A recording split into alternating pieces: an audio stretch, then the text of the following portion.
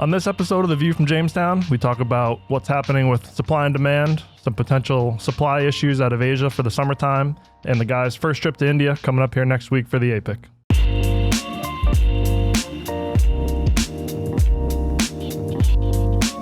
What's up, everybody? Welcome to the View from Jamestown podcast edition. This is episode 90. This is the May 2023 episode, and we got the full team here this morning. We have TCC President Robb Roach, Inside Sales Manager Nicole Greenberg, VP of Sales and Marketing AJ Petrarca, and Latin American Operations Manager Javier Fernandez. You took long for that. I almost forgot my title. Come on, man. I mean, you're here so few hours in a day.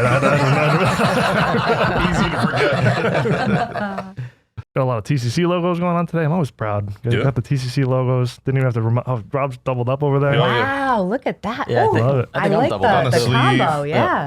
I'm doubled up. Double. Yep. Wow. Yeah. Where's yours? I got nothing. I was gonna say that. On roll. Yeah. Slacking. Yeah. How's everything going? How you guys doing? Feels like it's been a while since we did a podcast. Yeah, I think the last one was after AFPM recap. Yep. Post recap. So things have been good. Yeah. Positive. Following up on things. You know, it was good meetings at San Antonio, and now the fun begins. You know, the meetings are fun and all good, but it doesn't do any good if you don't follow up on them. Exactly. Time to get it done. Yeah. Exactly. Yeah, now's the time to get it done. I've heard you furiously crossing things off your to-do list. Yeah, they make fun of me. Can we show the camera your to-do list? I want to see the scratches. or is that a new pad? That's a new pad. This is my new to-do list for the day. So I scratch. You can tell the story. I don't care. But you're scratching things off. Yes, I love it. Yeah, I think it was just me. I think the three of us were here the other day, just sitting there quietly doing emails, whatever. And we hear Javi in the background just. And by the third time, I look around, I'm like, dude, are you all right back there? What's going on? Just furiously scratching things off. I love it. It's a beautiful feeling. Crossing things, I love it. Feels good. Dopamine boost. Yes. Yeah, you were doing that yesterday afternoon too. I was like, oh, good for you. Yeah. This is my list for the day, and I have to start tackling a lot of things, so I'll be scratching, hopefully a lot. I had to give you a refill for the pen. Yes. Is it a TCC pen? Of course. Oh, there you go. Yeah. But yeah, it is mid-May. The guys here, I'm sure, starting to pack for India here in just about a week. So that's coming up here soon.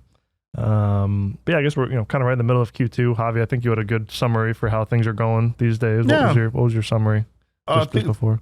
Oh well, things are not bad. Things are not great. Things are okay, and there's a lot of hope. I think things might be picking up anytime soon. So I think things are good overall.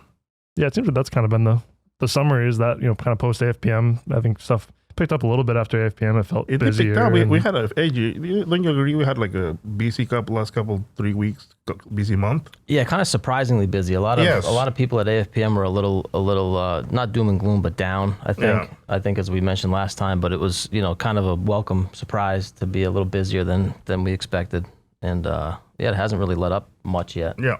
It seems like we've had a lot of inbound orders. I don't know if it's using some of the system tools that we have, or even just kind of demand picking up a bit. But I know it seems like even like LTL orders, I'm sure you've seen pick up recently. Yeah, definitely. I think especially using the connections and follow ups have definitely helped with that, because things have been picking up. In a surprisingly good way.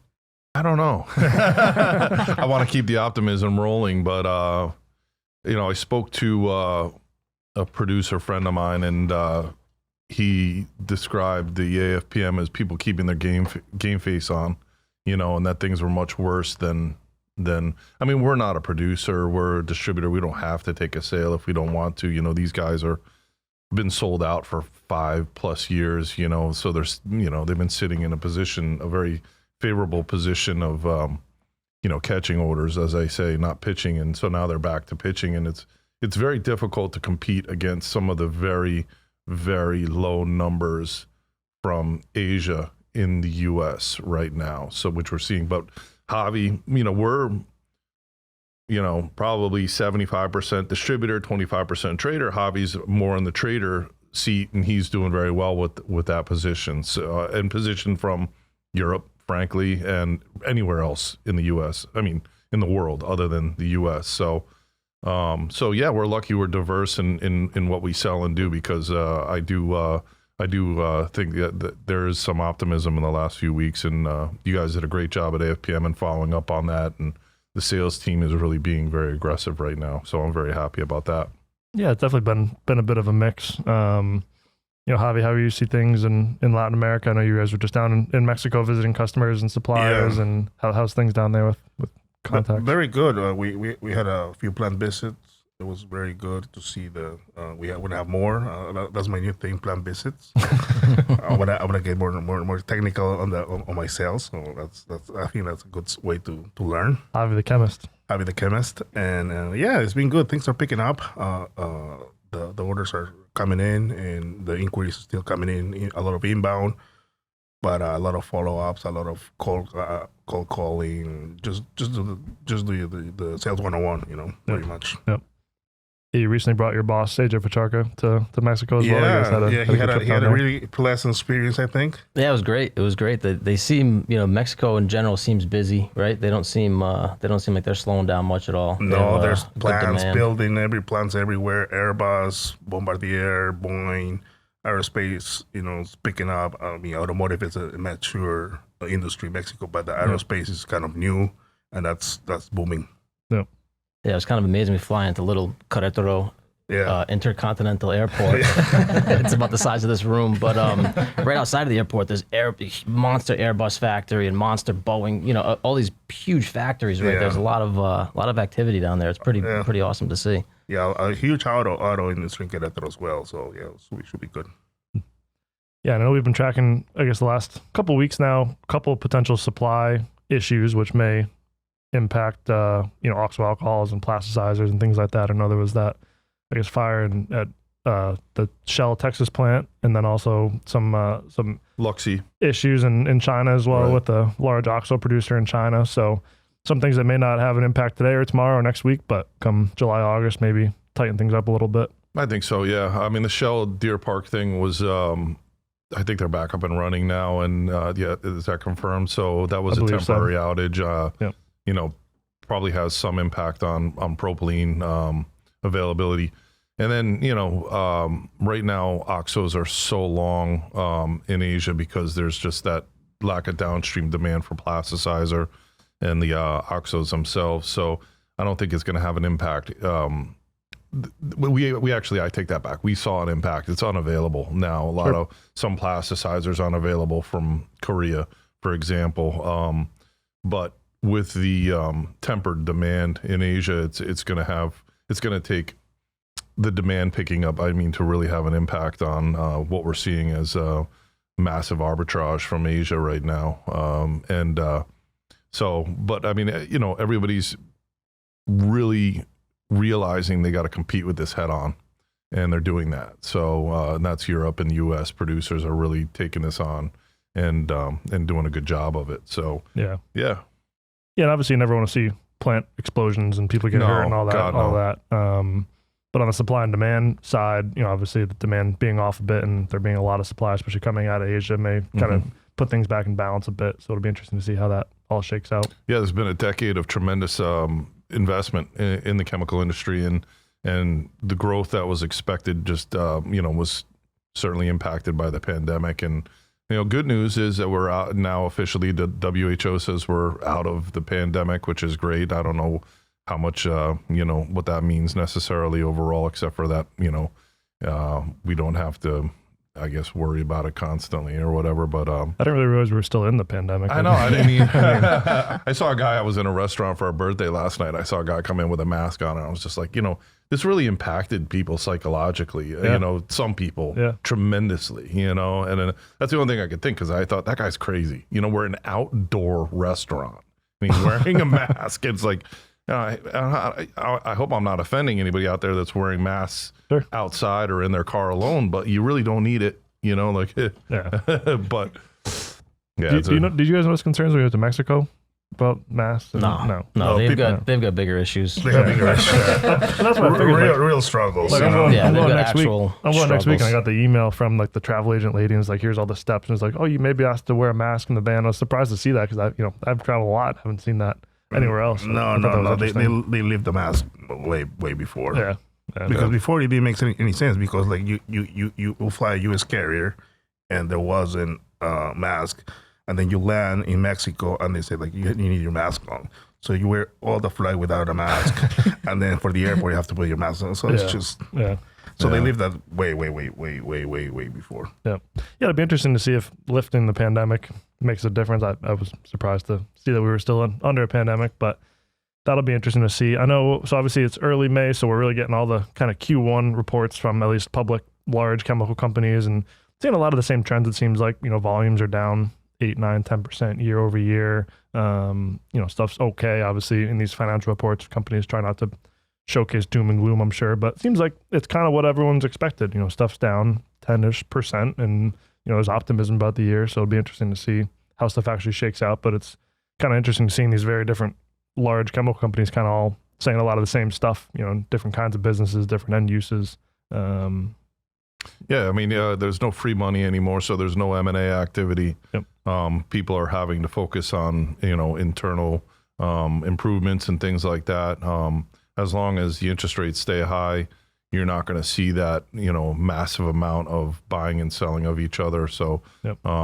It'll stabilize things a little bit. And it was interesting to read this morning that there was, I think, 17 applications to join BRIC, which is, obviously Brazil, India, China, Korea. What is it? Brazil, India, China. Is that really it? That's the formation of BRIC now. Yeah. So 17 applications from other countries to join this.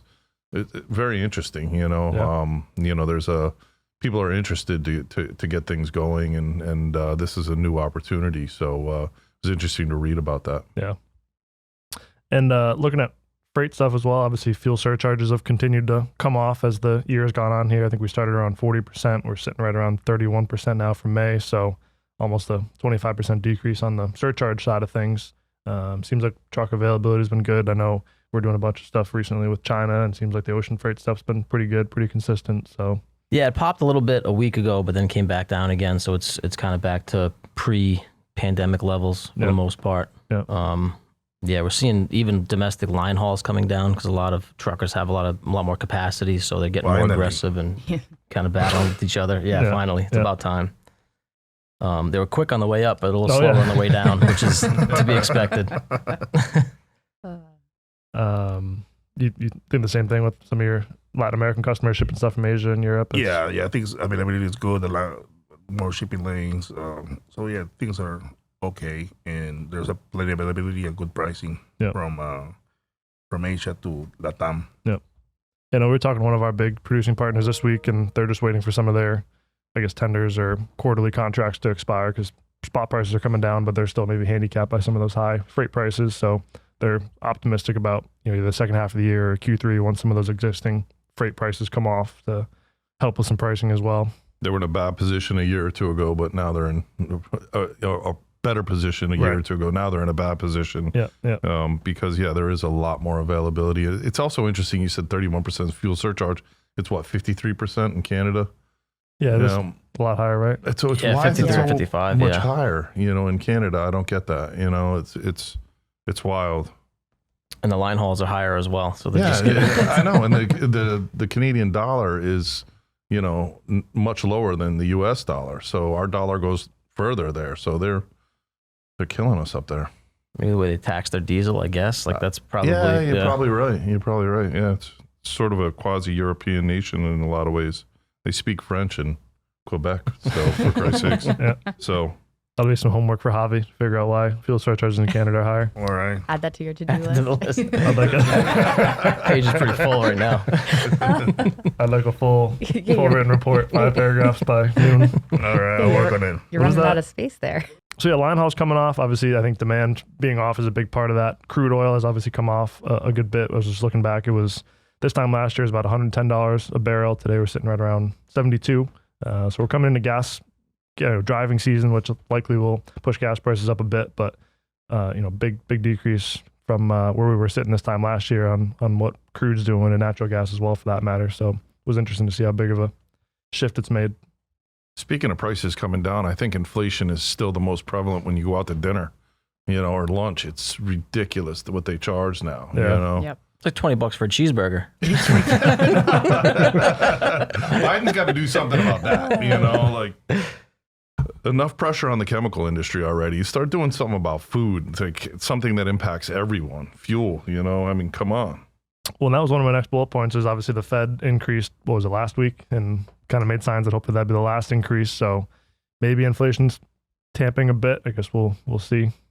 It's a not historical, the cheeseburger market apparently, but it's a historical increase, and I always watch everything about the economy and what's happening, and I'm always interested in. I've been surprised to hear some pundits say, Biden's doing a good job or the Fed's doing a good job. I mean,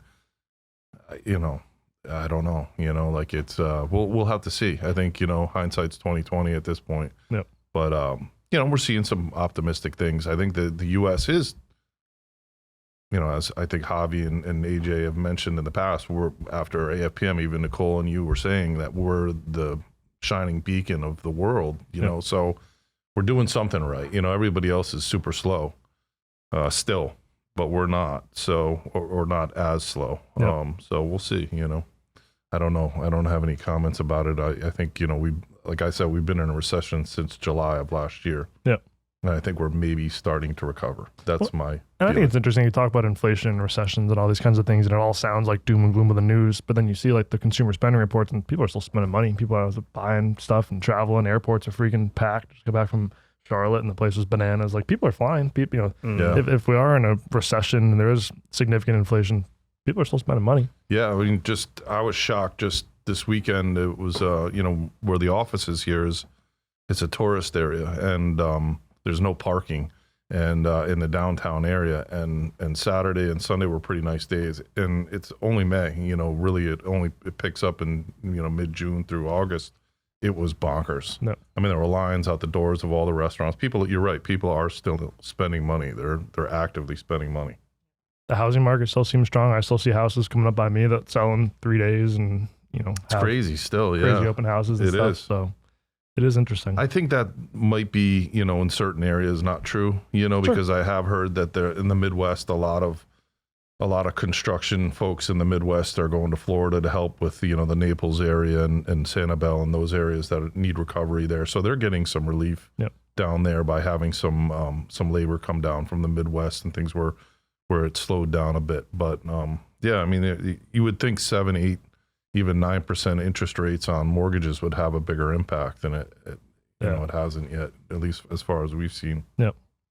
One thing we wanted to touch on, one of our long-standing producing partners, Evonik, is doing some exciting things, and obviously we're excited to work with them and partner on them in the Americas with them. So I don't know if you want to maybe give a little rundown on what's happening with our friends over there. Their big product is isononyl alcohol and how to use it more effectively. They're making now TIN, TM with a partner in Europe. We're broadening the products that we're doing with them. They're doing a lot of technical stuff. Yeah. So, and it's coming out into some really, really exciting products, new products. And of course, the traditional products are still there, and they're still being very strong despite the energy costs in Europe. Those things are getting better. Yep.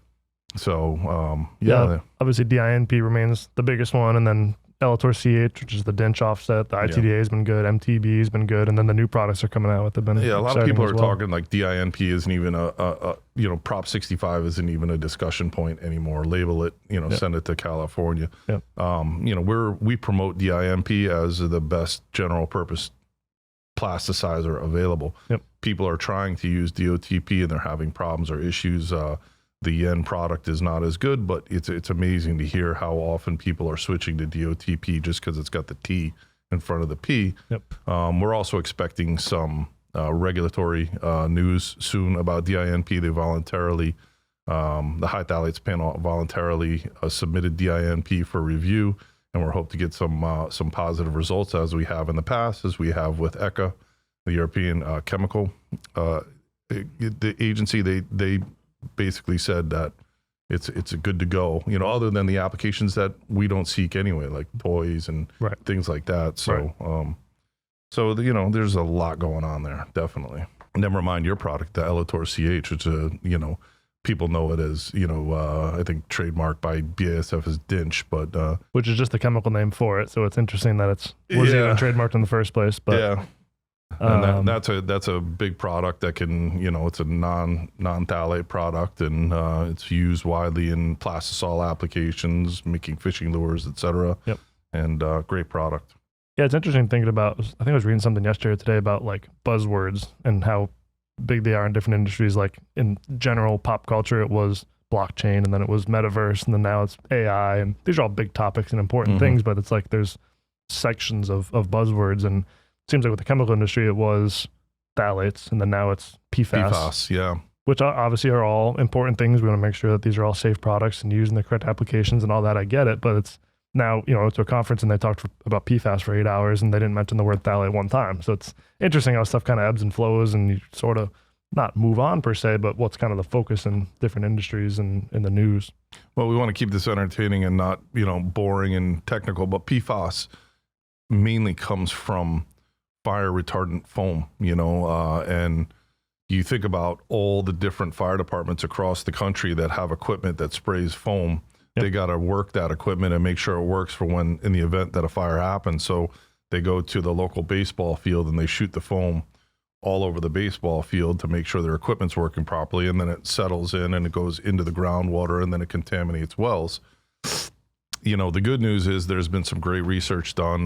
There is ways to clean up the PFAS, but it's such a widely distributed chemical or group of chemicals right now that it is a concern. But you're right, it's a trend. It's now in homes, and people are talking about it over dinner because it's a buzzword. But sometimes those buzzwords become important, so hopefully there's ways to prevent people from getting sick from this, historical use of this product in foam, flame retardant foams. Yeah. Looking at price updates, trends, raw materials. I know we talked a little bit about oil before, kind of coming, right in the $72 range now, which is down about $8 in the last 30 days, and obviously down from $110 this time last year. Nat gas, pretty much flat, maybe slightly up over the last 30 days, but a big drop from $8.10 when we did our May 2022 episode. So pretty amazing to see how, over a longer period of time, those have come off. Benzene rose for the last 30 days. Ammonia took a big drop for the last 30 days. So a bit of a mix in different things, which I don't know is really making a big difference on pricing these days. Just, I think it seems like it's more demand driven and stuff being off versus necessarily what the raw materials are doing, I guess, unless you're directly tied to a contract that, relates to these values. But seems like overall stuff's really flat is, I think, the biggest. Yeah, flat to down and less fire sales. There were people with high inventory that did fire sales over the last 9-10 months or so. But yeah, I would say I concur, flat to down. I think we've also seen, and I'm sure AJ and Javi can attest to it, a lot of opportunistic imports coming in. Obviously, people are looking to move material here because the U.S. is doing the best of most regions, understandably, and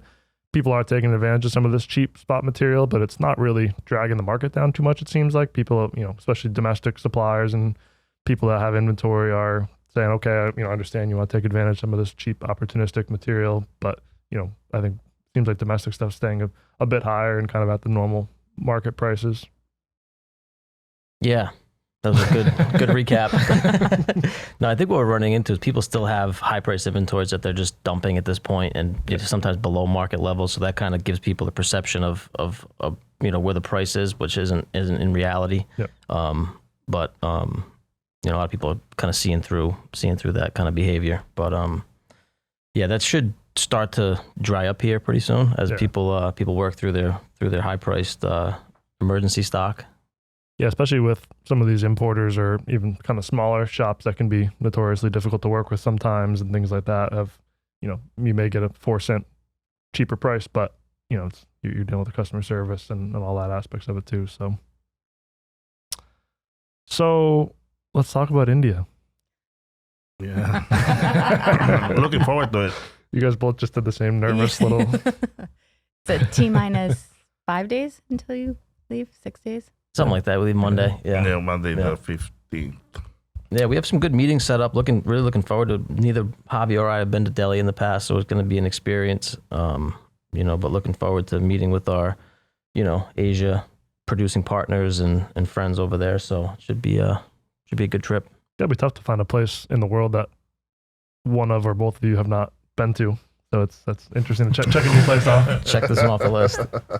It's a tremendous resource for the future, India. You know, they really are a tremendous resource for the future. Then they're growing tremendously. They've got a workforce that is second to none, and so it is exciting. You know, it's difficult to travel to get there. It's difficult sometimes to be there in 110, 115 degree F heat, and you got to avoid, you know, certain things so you don't get the deli belly.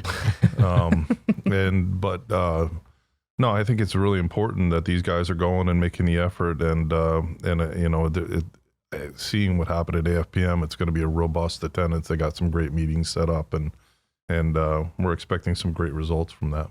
Setting up shop right in the hotel lobby. Yes. I like the lobbies. I love it. I know you do. Meeting rooms not so much, but lobbies I love. Yeah. You live They're in the more lobby. wide open. You got space. You got room to breathe. It's you good. know. Yeah, we just need good Wi-Fi, good AC, some bottled water, and we'll be good to go. Three things you may have to seek out a little bit. You know? Well, we're staying at a Hyatt, so I think we should be okay. It's not a, should be. These guys got it easy. They're flying direct from JFK. Yep. So was it 15, 16 hours? 16-hour flight. 16-hour flight, which, you know, Taiwan was 24, you know, 25. I mean, so it's not horrible. You know, you sleep, you know, you get free booze, I'm sure, you know, so won't be too bad, you know, I don't think. And then they'll go directly from the AC in the plane to the AC in the Hyatt. And so, you know. Got to be just fun. Yeah, we'll be all right. These guys are tough. They can handle anything, you know. Yeah, I think I sat in the lobby with Javi for like 45 minutes at the AFPM, and the number of people we just saw and talked to, and like you get a lot done. You get a lot done just posting up there. So Yeah. Efficient.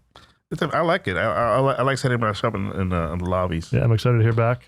Take some photos, some video. We'll feature it. We'll feature be in the next episode. we'll be at the Pullman Hotel lobby bar.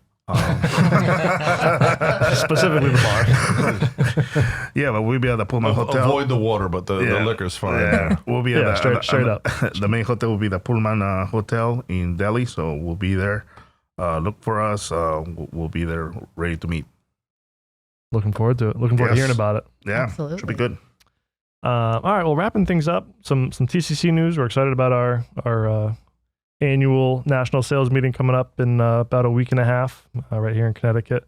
Looking forward to utilizing virtual tools to have suppliers really from all over the world coming on and presenting to us. You know, the fact that we can sit in a conference room in Connecticut, be talking to Germany and Colombia and Brazil and all these different places is super exciting. It's really neat. You know, last year's meeting, bringing the virtual component to our meeting, we've got, 40 people sitting in the room. Next Thursday, well, we're going to have 70 people sitting in the room, and we're just going to be able to talk to whoever we want, wherever we want. And pretty cool. It is. It's really cool, and it's exciting, and we're looking forward to some great presentations and discussions, technical discussions, and we're bringing in some folks to talk about the economy and the plastics industry and the chemical industry, and give us information that we can then pass along to our customer base and help them to make good decisions. And we're also looking forward to celebrating our 35th anniversary this year as well. Do a little summer celebration. 35 years. Yeah. I've been here for 25 of it. How many for you, Jav? 13. 13, AJ? I'm 15. I think I'm 6.5, 7. 4. Yeah. So we're growing. We're getting there. Between all of us, we've got 70 years or something like that. Thank you, Nick, for creating TCC. Yes. Thank you, Nick. Absolutely. Started in 88. With a fax machine. That was amazing technology at the time. We were charging people 10 cents a page to use our fax, which just paid for it. Yeah, right. Wow. And I can remember going down there and using the copy machine and stuff like that. I was like, oh, this is so cool, Put your face on the copy machine. And then Nick had the car phone, right? Didn't you have the bag phone? He had the bag phone? Bag phone, Oh, And then man. he had to have a hard wire that went up, and that was so he didn't have to stop at a payphone and call up and see what was going on when he was out on the road. So it was like the only people that had car phones at that time were like surgeons. But yeah, the president. But Nick had one, and then Nick had one. We were like, "This is so cool," like wow. But it was like, it was like this big, had a cord, like this, in the car. And I wish we still had that thing somewhere. We could frame it in the lobby. I know. We should go. Man. I think he bought a fax machine, like our OG fax machine. He has it here. Yeah. And he wants to display it. Yeah. So That would be Put it. pretty cool to see the development. Yeah. I mean, Yeah. See, we were on the cutting edge of technology there. Yeah. Oh, yeah. Actually, it was because, before that, you had to go, physically go to the Port of New York and exchange the bill of lading or exchange the documents and whatnot. So this was like the full on, this was when remote working really started to happen, forget about the pandemic. This is the emergence of remote working where you didn't have to have somebody at the port or at the, the shore tank, or wherever, you didn't have to actually physically exchange the paperwork. Right. So yeah, really pretty cool stuff. Yeah, and we're working on having Nick come back on the podcast. I know we did that episode with you and Nick a while back now. So looking to have Nick come back on soon with some other potential new faces as well from the TCC team. So looking forward to that. Old faces too. Yeah. Doing a little reminiscence. Yeah. But yeah, other than that, obviously we have our Q2 Kathy Hall podcast, which is live. I was a great guest. She was up here in Rhode Island and had her in the office, and she's already looking forward to coming back in July. It's amazing people want to come visit us in the summertime, but not in January. Yeah. But yeah, she's great. It was a good episode. But Definitely. I think that kind of wraps things up. Anything else? Any final thoughts? Any farewells pre India? Anything you want to put on the record? Just as a heads up, Javi and I arrived from India the day before our sales meeting, so I wouldn't expect much out of either of us. This is the second day in a row that I've heard. I'm going to keep driving that home. So you got to get some sleep in when you get there. So you're saying don't expect the next day much from you, or I think the whole week we're gonna be junk. Did you come back Friday late? Friday Saturday. You landed in New York Saturday. Well, we get back Sunday morning at 6 a.m. Yeah. You landed in New York Sunday 6 a.m. Yeah. Yeah, but you guys have heard from just about everybody else in our industry that they're cutting the budget and they're flying, in the back, so at least you have that going for you. You're flying. I mean, you're still flying up front, I mean, I don't know. I heard you complaining last week. I'm not complaining. I don't know about that. It was a joke. It was a joke. that's your happy place, I thought. I know, it is. Come on. You got 15 hours in your happy place. Yeah, right? Yeah.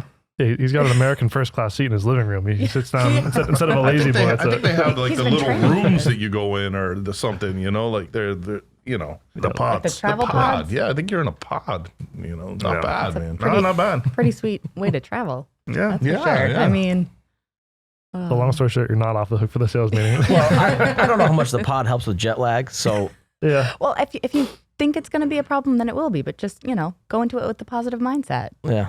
With hope. There you go, Nicole. Jeez. I mean, Well, It's actually probably worse when you just go 3-4 hours. When you have a total change, I don't know. I mean, I've gone far distances, and the impact is you get used to it pretty quick because you have to. You sleep when you got to sleep. Yeah. You're also exhausted, so when you lay down, you're out. So I mean, you leave New York at 8 p.m. You land in India at 8 p.m. So it's just like time travel. Like all of a sudden, That's what it's just we're just opposite. Yeah, we just go to bed when we get there. yeah. yeah. I mean, it works, right? Yeah. All right, we'll be see, fine. Don't worry it's about not it. so bad. All right, we're good. You talk through it, We're and good, we're that's good, why we're we're good. here. Grab some curry, whatever. Get right to bed. Yeah, we just lose a day or gain a day. What do they drink in Yeah. India? Is it a beer country? Is it a whiskey country? Is I don't know. We should ask our Indian friends. I'll find out. Yeah, you do some Add research it on to your that. list. I'll find Add out. it to your to-do list. All right. Well, as always, we appreciate you for listening, whether you're streaming the audio version or the video version here online. But thank you as always. Enjoy India. Have a good trip. Looking Thank you. forward to hearing all about it. But thank you guys for the time this morning. Good episode, good conversation, and we'll catch you on the next one. Thank you. Thank you. Thank Benji. Benny.